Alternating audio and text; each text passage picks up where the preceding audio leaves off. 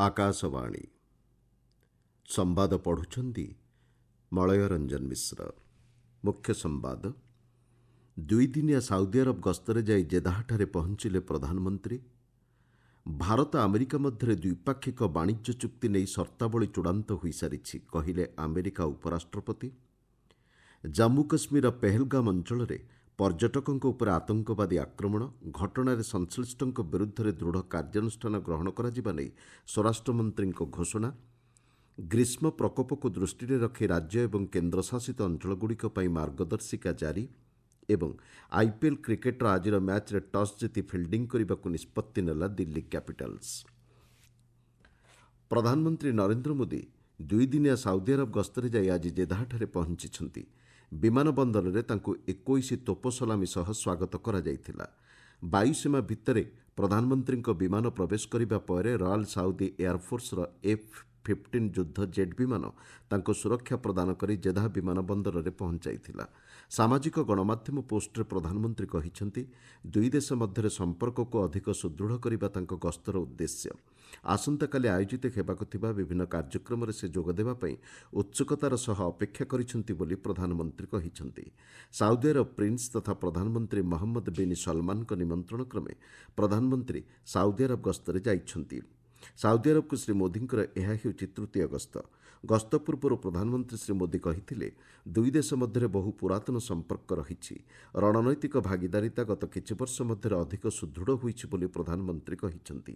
ଉଭୟ ଦେଶ ମଧ୍ୟରେ ସାଂସ୍କୃତିକ ଏବଂ ମାନବିକ ବନ୍ଧନକୁ ଦୃଢ଼ କରିବାରେ ପ୍ରବାସୀ ଭାରତୀୟଙ୍କ ଭୂମିକା ଅତ୍ୟନ୍ତ ଗୁରୁତ୍ୱପୂର୍ଣ୍ଣ ବୋଲି ସେ କହିଛନ୍ତି। ଶକ୍ତି, କୃଷି, ସାର, ସବୁଜ ହାଇଡ୍ରୋଜେନ୍ ଏବଂ ଜ୍ଞାନକୌଶଳ ଆଦି କ୍ଷେତ୍ରରେ ଦୁଇ ଦେଶ ମଧ୍ୟରେ ସହଯୋଗ ଆହୁରି ବୃଦ୍ଧି ପାଇବ ବୋଲି ପ୍ରଧାନମନ୍ତ୍ରୀ ଆଶାବ୍ୟକ୍ତ କରିଛନ୍ତି। ଆମେରିକା ଉପରାଷ୍ଟ୍ରପତି ଜେଡି ଭ୍ୟାନ୍ସ କହିଛନ୍ତି, ଶତାବ୍ଦୀର ଭବିଷ୍ୟତ ଭାରତ ଏବଂ ଆମେରିକା ମଧ୍ୟରେ ମିଳିତ ବାଣିଜ୍ୟିକ ସମ୍ପର୍କ ଉପରେ ନିର୍ଭର କରିବ। ସେ କହିଛନ୍ତି, ଦୁଇ ଦେଶ ମଧ୍ୟରେ ଦ୍ୱିପାକ୍ଷିକ ବାଣିଜ୍ୟିକ ଚୁକ୍ତି ନେଇ ସର୍ତ୍ତାବଳୀ ଚୂଡ଼ାନ୍ତ ହୋଇସାରିଛି। ଜୟପୁରସ୍ଥିତ ରାଜସ୍ଥାନ ଆନ୍ତର୍ଜାତିକ କେନ୍ଦ୍ରଠାରେ ଆଜି ବ୍ୟବସାୟିକ ଶିଖର ସମ୍ମିଳନୀକୁ ସମ୍ବୋଧନ କରି ଉପରାଷ୍ଟ୍ରପତି ଶ୍ରୀ ଭ୍ୟାନ୍ସ ଏହା କହିଛନ୍ତି। ସେ କହିଛନ୍ତି, ରାଷ୍ଟ୍ରପତି ଟ୍ରମ୍ପଙ୍କ ଶୁଳ୍କ ନୀତିକୁ ସମାଲୋଚନା କରାଯାଉଥିଲେ ମଧ୍ୟ ଏହି ପଦକ୍ଷେପ ମାଧ୍ୟମରେ ସେ ଏକ ସନ୍ତୁଳିତ ବାଣିଜ୍ୟର ବାତାବରଣ ସୃଷ୍ଟି କରିଛନ୍ତି। ପ୍ରତିରକ୍ଷା କ୍ଷେତ୍ରରେ ଭାରତ ଆମେରିକାର ନିକଟତମ ଏବଂ ବିଶ୍ୱସ୍ତ ସହଯୋଗୀ ବୋଲି ସେ କହିଛନ୍ତି। ଶକ୍ତି କ୍ଷେତ୍ରରେ ଭାରତ ଏବଂ ଆମେରିକା ମଧ୍ୟରେ ସହଭାଗିତା ବୃଦ୍ଧିର ଯଥେଷ୍ଟ ସମ୍ଭାବନା ରହିଛି। ଭାରତରେ ଗୃହ ନିର୍ମାଣ ଏବଂ ଜୀବନଧାରଣ ମାନରେ ଉନ୍ନତି ଆଣିବା ପାଇଁ ଉଭୟ ଦେଶ ମଧ୍ୟରେ ସହଭାଗିତା ଉପରେ ଶ୍ରୀ ଭ୍ୟାନ୍ସ ଗୁରୁତ୍ୱ ପ୍ରଦାନ କରିଛନ୍ତି। ଜାମ୍ମୁ କାଶ୍ମୀର ଅନନ୍ତନାଗ ଜିଲ୍ଲା ଅନ୍ତର୍ଗତ ପେହେଲଗାମ ଅଞ୍ଚଳରେ ଆଜି ଅପରାହ୍ନରେ ଆତଙ୍କବାଦୀଙ୍କ ପକ୍ଷରୁ ପର୍ଯ୍ୟଟକଙ୍କ ଉପରେ ଆକ୍ରମଣ କରାଯାଇଛି। ଶ୍ରୀନଗର ମୁଖ୍ୟାଳୟଠାରୁ ପ୍ରାୟ 85 କିଲୋମିଟର ଦୂର ପେହେଲଗାମର ବୈସରାନ ଜଙ୍ଗଲ ଅଞ୍ଚଳରେ ଏହି ଆକ୍ରମଣ ହୋଇଥିଲା। ଏଥିରେ କେତେଜଣ ପର୍ଯ୍ୟଟକ ଆହତ ହୋଇଥିବା ଜଣାପଡ଼ିଛି। ସେମାନଙ୍କୁ ଜିଲ୍ଲା ମେଡିକାଲରେ ଚିକିତ୍ସା ପାଇଁ ଭର୍ତ୍ତି କରାଯାଇଛି। ଆକ୍ରମଣକାରୀଙ୍କୁ ଧରିବା ପାଇଁ ସେହି ଅଞ୍ଚଳରେ ସୁରକ୍ଷା ବାହିନୀ ପକ୍ଷରୁ ଘେରାଉ କରାଯିବା ସହ ତଲାସୀ ଅଭିଯାନ ଚାଲିଛି। ଏହି ଘଟଣାରେ ପ୍ରଧାନମନ୍ତ୍ରୀ ନରେନ୍ଦ୍ର ମୋଦି, ସ୍ୱରାଷ୍ଟ୍ରମନ୍ତ୍ରୀ ଅମିତ ଶାହା, ଜାମ୍ମୁ କାଶ୍ମୀର ଉପରାଜ୍ୟପାଳ ମନୋଜ ସିହ୍ନା ଏବଂ ମୁଖ୍ୟମନ୍ତ୍ରୀ ଓମାର ଅବଦୁଲ୍ଲା ଦୁଃଖ ପ୍ରକାଶ କରିଛନ୍ତି। ଅନ୍ୟପକ୍ଷରେ ଏ ସମ୍ପର୍କରେ ପ୍ରଧାନମନ୍ତ୍ରୀ ନରେନ୍ଦ୍ର ମୋଦି ଆଜି ସ୍ୱରାଷ୍ଟ୍ରମନ୍ତ୍ରୀ ଅମିତ ଶାହାଙ୍କ ସହ ଆଲୋଚନା କରିଛନ୍ତି। ସରକାରୀ ସୂତ୍ରରୁ ମିଳିଥିବା ସୂଚନା ଅନୁଯାୟୀ ଘଟଣାସ୍ଥଳ ପରିଦର୍ଶନ କରିବାକୁ ଶ୍ରୀ ମୋଦି ସ୍ୱରାଷ୍ଟ୍ରମନ୍ତ୍ରୀଙ୍କୁ ନିର୍ଦ୍ଦେଶ ଦେଇଥିବା ବେଳେ ଉପଯୁକ୍ତ ପଦକ୍ଷେପ ନେବାକୁ କହିଛନ୍ତି। ସାମାଜିକ ଗଣମାଧ୍ୟମ ପୋଷ୍ଟରେ ସ୍ୱରାଷ୍ଟ୍ରମନ୍ତ୍ରୀ ଏହି ଆକ୍ରମଣ ଘଟଣାରେ ସଂଶ୍ଳିଷ୍ଟ ଥିବା ଆତଙ୍କବାଦୀଙ୍କ ବିରୁଦ୍ଧରେ ଦୃଢ଼ କାର୍ଯ୍ୟାନୁଷ୍ଠାନ ଗ୍ରହଣ କରାଯିବ ବୋଲି କହିଛନ୍ତି। ଘଟଣାର ସ୍ଥିତି ନେଇ ସମ୍ପୃକ୍ତ ଅଧିକାରୀଙ୍କ ସହ ଭର୍ଚୁଆଲ ମାଧ୍ୟମରେ ବୈଠକ କରିଛନ୍ତି ବୋଲି ସ୍ୱରାଷ୍ଟ୍ରମନ୍ତ୍ରୀ ସୂଚନା ଦେଇଛନ୍ତି। ସେଠାରେ କାର୍ଯ୍ୟରତ ସମସ୍ତ ସୁରକ୍ଷା ସଂସ୍ଥା ସହ ଜରୁରୀ ସମୀକ୍ଷା ବୈଠକ କରିବା ନେଇ ସେ ଖୁବ୍ ଶୀଘ୍ର ଶ୍ରୀନଗର ଗସ୍ତରେ ଯିବେ ବୋଲି ଶ୍ରୀ ଶାହା କହିଛନ୍ତି। ଭାରତୀୟ ପ୍ରଶାସନିକ ସେବା 2024 ପରୀକ୍ଷାର ଚୂଡ଼ାନ୍ତ ଫଳ ପ୍ରକାଶ ପାଇଛି। କେନ୍ଦ୍ରୀୟ ଲୋକସେବା ଆୟୋଗ ପକ୍ଷରୁ ପ୍ରକାଶିତ ଏହି ଫଳାଫଳ ଅନୁଯାୟୀ 1009 ଜଣ ପ୍ରାର୍ଥୀ କୃତକାର୍ଯ୍ୟ ହୋଇଛନ୍ତି। ସେମାନଙ୍କ ମଧ୍ୟରେ 725 ଜଣ ପୁରୁଷ ଏବଂ 284 ଜଣ ମହିଳା ଅନ୍ତର୍ଭୁକ୍ତ। ଶ୍ରେଷ୍ଠ 25 ଜଣ ପ୍ରାର୍ଥୀଙ୍କ ମଧ୍ୟରେ 11 ଜଣ ମହିଳା ଏବଂ 14 ଜଣ ପୁରୁଷ ରହିଥିବା ବେଳେ ଶ୍ରେଷ୍ଠ 5 ଜଣଙ୍କ ମଧ୍ୟରେ 3 ଜଣ ମହିଳା ଏବଂ 2 ଜଣ ପୁରୁଷ ଅଛନ୍ତି। ଶକ୍ତି ଦୁବେ ଏହି ପରୀକ୍ଷାରେ ପ୍ରଥମ ସ୍ଥାନ ହାସଲ କରିଛନ୍ତି। ସୂଚନାଯୋଗ୍ୟ ସିଭିଲ୍ ସର୍ଭିସ୍ 2024ର ଲିଖିତ ପରୀକ୍ଷା ଗତ ସେପ୍ଟେମ୍ବର ମାସରେ ଅନୁଷ୍ଠିତ ହୋଇଥିବା ବେଳେ ଜାନୁଆରୀରୁ ଏପ୍ରିଲ ମଧ୍ୟରେ ବ୍ୟକ୍ତିତ୍ୱ ଏବଂ ସାକ୍ଷାତକାର ପରୀକ୍ଷା ଅନୁଷ୍ଠିତ ହୋଇଥିଲା। ଆପଣମାନେ ସମ୍ବାଦ ଶୁଣୁଛନ୍ତି ଆକାଶବାଣୀରୁ। ସାମ୍ପ୍ରତିକ ଗ୍ରୀଷ୍ମ ପ୍ରକୋପକୁ ଦୃଷ୍ଟିରେ ରଖି ରାଜ୍ୟ ଏବଂ କେନ୍ଦ୍ରଶାସିତ ଅଞ୍ଚଳଗୁଡ଼ିକ ପାଇଁ କେନ୍ଦ୍ର ସରକାର ମାର୍ଗଦର୍ଶିକା ଜାରି କରିଛନ୍ତି। ଶ୍ରମ ଓ ନିଯୁକ୍ତି ମନ୍ତ୍ରୀ ଡକ୍ଟର ମନସୁଖ ମାଣ୍ଡବ୍ୟ ନୂଆଦିଲ୍ଲୀଠାରେ ଗଣମାଧ୍ୟମକୁ ସମ୍ବୋଧନ କରି କହିଛନ୍ତି, ଏ ନେଇ ମନ୍ତ୍ରଣାଳୟ ପକ୍ଷରୁ ସବୁ ରାଜ୍ୟ ଏବଂ କେନ୍ଦ୍ରଶାସିତ ଅଞ୍ଚଳର ମୁଖ୍ୟ ଶାସନ ସଚିବଙ୍କୁ ଚିଠି ଲେଖାଯାଇଛି। ଶ୍ରମିକ ଗୋଷ୍ଠୀଙ୍କୁ ଗ୍ରୀଷ୍ମର ପ୍ରକୋପରୁ ସୁରକ୍ଷା ଦେବା ପାଇଁ ପଦକ୍ଷେପ ଗ୍ରହଣ କରିବାକୁ କୁହାଯାଇଛି। କାର୍ଯ୍ୟକ୍ଷେତ୍ରରେ ଗ୍ରୀଷ୍ମ ପ୍ରବାହ ପ୍ରଶମନ ବ୍ୟବସ୍ଥା କରିବାକୁ ନିଯୁକ୍ତିଦାତା, ଶିଳ୍ପ ସଂସ୍ଥା ଏବଂ ନିର୍ମାଣ କମ୍ପାନୀଗୁଡ଼ିକୁ ନିର୍ଦ୍ଦେଶନାମା ଜାରି କରିବାକୁ ରାଜ୍ୟ ଓ କେନ୍ଦ୍ରଶାସିତ ଅଞ୍ଚଳଗୁଡ଼ିକୁ ପରାମର୍ଶ ଦିଆଯାଇଛି ବୋଲି ଡକ୍ଟର ମାଣ୍ଡବ୍ୟ କହିଛନ୍ତି। କାର୍ଯ୍ୟକ୍ଷେତ୍ରରେ ପର୍ଯ୍ୟାପ୍ତ ପାନୀୟ ଜଳ ଉପଲବ୍ଧତା ଏବଂ ନିୟମିତ ସ୍ୱାସ୍ଥ୍ୟ ପରୀକ୍ଷା ଉପରେ ଗୁରୁତ୍ୱ ପ୍ରଦାନ କରାଯାଇଛି। ଇଏସ୍ଆଇସି ଅଧୀନରେ ଥିବା ଡାକ୍ତରଖାନାଗୁଡ଼ିକରେ ଅଂଶୁଘାତ ରୋଗୀଙ୍କ ଚିକିତ୍ସା ପାଇଁ ଆବଶ୍ୟକ ବ୍ୟବସ୍ଥା କରିବାକୁ ନିର୍ଦ୍ଦେଶ ଦିଆଯାଇଛି ବୋଲି ଡକ୍ଟର ମାଣ୍ଡବ୍ୟ ସୂଚନା ଦେଇଛନ୍ତି। କେନ୍ଦ୍ରମନ୍ତ୍ରୀ କିରଣ ରିଜିଜୁ କହିଛନ୍ତି, ୱାକଫ୍ ସଂଶୋଧନ ନିୟମ 2025ର ଦୁଇଟି ମୁଖ୍ୟ ଉଦ୍ଦେଶ୍ୟ ରହିଛି। ଗରିବ ମୁସଲମାନ ଲୋକମାନେ ଏଥିରୁ ଉପକୃତ ହେବା ସହ ୱାକଫ୍ ସମ୍ପତ୍ତିର ଅପବ୍ୟବହାରକୁ ରୋକିବା। ୱାକଫ୍ ପୁନର୍ଗଠନ ଏବଂ ସାଧାରଣ ଜନତା ସଚେତନ କାର୍ଯ୍ୟକ୍ରମ ସମ୍ପର୍କରେ ମୁମ୍ବାଇଠାରେ ଆୟୋଜିତ ଏକ ସାମ୍ବାଦିକ ସମ୍ମିଳନୀରେ ଶ୍ରୀ ରିଜିଜୁ ଏହା କହିଛନ୍ତି। ସେ କହିଛନ୍ତି, ଭାରତ ପରି ଏକ ବିଶାଳ ଦେଶରେ ପ୍ରତ୍ୟେକ ଇଞ୍ଚ ଜମି ଠିକ୍ ରୂପେ ବ୍ୟବହୃତ ହେବା ଉଚିତ। ଏହି ନିୟମ ପରେ ୱାକଫ୍ ବୋର୍ଡ କୌଣସି ଜମିକୁ ଇଚ୍ଛା ମୁତାବକ ବ୍ୟବହାର କରିପାରିବ ନାହିଁ।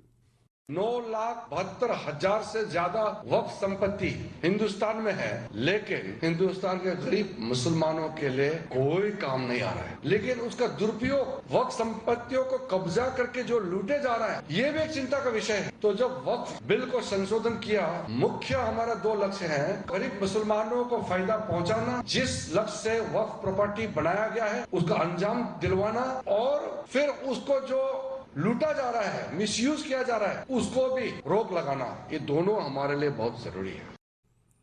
ପରମାଣୁ ଉଦ୍ୟୋଗ କ୍ଷେତ୍ରରେ ପ୍ରବେଶ ପାଇଁ ଚଳିତ ବର୍ଷ ଦେଶର ଘରୋଇ ଷ୍ଟାର୍ଟଅପ୍ଗୁଡ଼ିକୁ ଅନୁମତି ପ୍ରଦାନ କରାଯିବ ବୋଲି ବିଜ୍ଞାନ ଓ ବୈଷୟିକ ମନ୍ତ୍ରୀ ଡକ୍ଟର ଜିତେନ୍ଦ୍ର ସିଂ କହିଛନ୍ତି। ଏହାଫଳରେ ସାଧାରଣ ଜନତା ଗବେଷଣାର ସୁଫଳ ପାଇପାରିବେ ବୋଲି ସେ କହିଛନ୍ତି।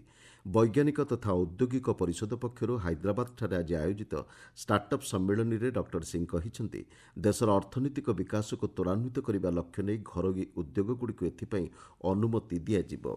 ଦେଶରେ ଖଦି ଏବଂ ଗ୍ରାମୋଦ୍ୟୋଗ କ୍ଷେତ୍ର ଗତ ଆର୍ଥିକ ବର୍ଷର ଉତ୍ପାଦନ, ବିକ୍ରୟ ଓ ନିଯୁକ୍ତି ସୃଷ୍ଟି କ୍ଷେତ୍ରରେ ଏକ ନୂତନ ରେକର୍ଡ ସ୍ଥାପନ କରିଛି ବୋଲି ଖଦି ଓ ଗ୍ରାମୋଦ୍ୟୋଗ ଆୟୋଗ ଅଧ୍ୟକ୍ଷ ମନୋଜ କୁମାର କହିଛନ୍ତି।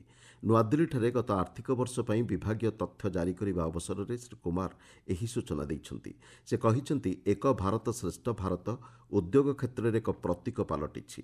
ଗତ 11 ବର୍ଷ ମଧ୍ୟରେ ଖଦି ଓ ଗ୍ରାମୋଦ୍ୟୋଗ କ୍ଷେତ୍ରରେ ଉତ୍ପାଦନରେ 347%, ବିକ୍ରୟରେ 447% ଏବଂ ନିଯୁକ୍ତି ସୃଷ୍ଟିରେ 49%ରୁ ଅଧିକ ବୃଦ୍ଧି ପାଇଛି। ପ୍ରଧାନମନ୍ତ୍ରୀ ନରେନ୍ଦ୍ର ମୋଦିଙ୍କ ନେତୃତ୍ୱରେ ଅଣୁ, କ୍ଷୁଦ୍ର ଏବଂ ମଧ୍ୟମ ଉଦ୍ୟୋଗ ଗ୍ରାମବାସୀଙ୍କ ଜୀବନରେ ଆଶାର ନୂତନ ଆଲୋକ ଆଣିଛି ବୋଲି ସେ କହିଛନ୍ତି।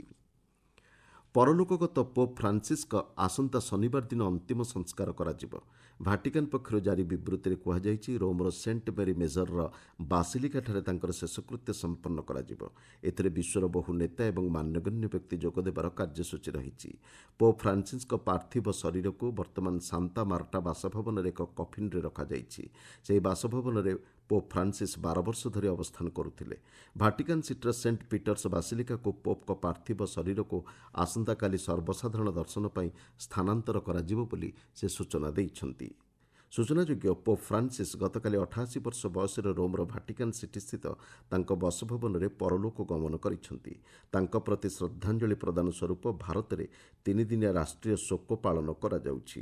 ଆଜି ଏବଂ ଆସନ୍ତାକାଲି 2 ଦିନ ପାଇଁ ରାଷ୍ଟ୍ରୀୟ ଶୋକ ପାଳନ କରାଯାଉଥିବା ବେଳେ ଅନ୍ତିମ ସଂସ୍କାର ଅର୍ଥାତ୍ ଶନିବାର ଦିନ ରାଷ୍ଟ୍ରୀୟ ଶୋକ ପାଳନ କରାଯିବାକୁ କେନ୍ଦ୍ର ସରକାରଙ୍କ ପକ୍ଷରୁ ଘୋଷଣା କରାଯାଇଛି। ଆଇପିଏଲ୍ କ୍ରିକେଟରେ ଆଉ ଅଳ୍ପ ସମୟ ପରେ ଲକ୍ଷ୍ନୌ ସୁପର ଜାୟାଣ୍ଟସ୍ ଏବଂ ଦିଲ୍ଲୀ କ୍ୟାପିଟାଲ୍ସ ମଧ୍ୟରେ ମୁକାବିଲା ଆରମ୍ଭ ହେବ। ଲକ୍ଷ୍ନୌର ଏକନା ଷ୍ଟାଡିୟମ୍ଠାରେ ଖେଳାଯିବାକୁ ଥିବା ଏହି ମ୍ୟାଚ୍ରେ ଟସ୍ ଜିତି ଦିଲ୍ଲୀ କ୍ୟାପିଟାଲ୍ସ ବୋଲିଂ କରିବାକୁ ନିଷ୍ପତ୍ତି ନେଇଛି। ଗତକାଲିର ମ୍ୟାଚ୍ରେ ଗୁଜରାଟ ଟାଇଟନ୍ସ 39 ରନ୍ରେ କୋଲକାତା ନାଇଟ୍ ରାଇଡର୍ସକୁ ପରାସ୍ତ କରିଛି। ମୁଖ୍ୟ ସମ୍ବାଦଗୁଡ଼ିକ ପୁଣି ଥରେ। 2 ଦିନିଆ ସାଉଦି ଆରବ ଗସ୍ତରେ ଯାଇ ଜେଦାହଠାରେ ପହଞ୍ଚିଲେ ପ୍ରଧାନମନ୍ତ୍ରୀ।